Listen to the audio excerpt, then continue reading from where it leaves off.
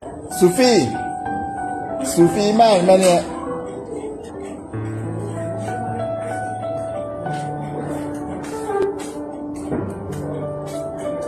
Lama tengok tak ada kasut siapa? Kasut tak ada lah. Tak ada duit nak beli. Pakai kasut saya apa? Kau pakai kasut saya 41. Kasut UK 7. 7,5. Kalau saya beli kasut kau pakai hari ni. Ha? Jom ikut saya. Ambil kasut di atas saya.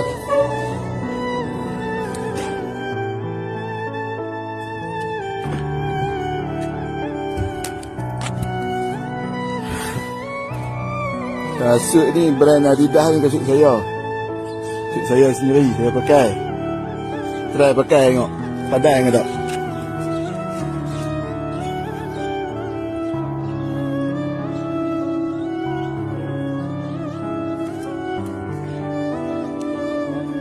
Kalau pakai suki muat elok lah. Dah kalau tak okey tapi beli lain kasut sekolah. Tapi tak dapat lah brand Adidas tu. Kalau kamu ambil ni dapat brand Adidas. Kasut pun hitam semua. Tak salah pakai main sekolah. Kalau pakai suki clear. Kalau tak muat tapi beli kasut sekolah macam kawan-kawan kamu pakai tu lah. Boleh tu. Kamu mak tak ada kan? Ayah? Ayah dari? Ayah kerja apa? Jaga.